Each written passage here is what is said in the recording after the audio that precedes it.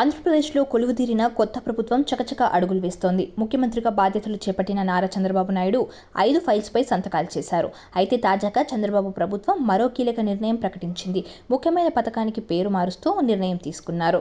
సామాజిక పెన్షన్ల పథకానికి ఎన్టీఆర్ భరోసా పెన్షన్లుగా పేరు మారుస్తూ ప్రభుత్వం ఉత్తర్వులు జారీ చేసింది. ప్రస్తుతం పెన్షన్లను 3,000 నుంచి 4,000కు పెంచుతూ రాష్ట్ర ప్రభుత్వం ఉత్తర్వులు జారీ చేసింది. వైసీపీ ప్రభుత్వంలో వైఎస్ఆర్ పెన్షన్ కానుకగా ఈ పథకాన్ని అమలు చేశారు. ఇప్పుడు పేరు మార్చడంతో పాటు 4,000కు పెంచుతూ ప్రభుత్వం ఉత్తర్వులు జారీ చేసింది. జూలై 1 నుంచి వృద్ధాప్య, వితంతు, ఒంటరి మహిళల పెన్షన్ను 4,000కు పెంచారు. ట్రాన్స్జెండర్లు, గీత కార్మికులు, మత్స్యకార వర్గాలకు చెందిన పెన్షన్ను 4,000కు పెంచారు. దివ్యాంగులకు ఇచ్చే పెన్షన్ 3,000 నుంచి 6,000కు పెంచారు.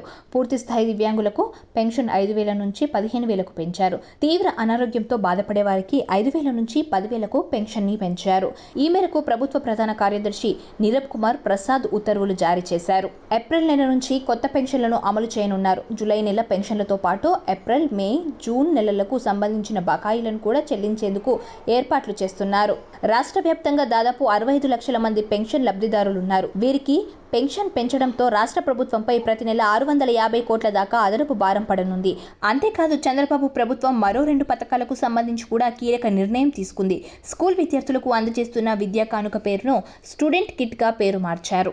అలాగే విద్యార్థులకు అందజేసే చిక్కీలు, కోడిగుడ్లు, రాగిపిండి కవర్లపై ఆంధ్రప్రదేశ్ ప్రభుత్వ రాజముద్రతో కవర్లు రూపొందించారు. సబ్స్క్రైబ్ చేయండి.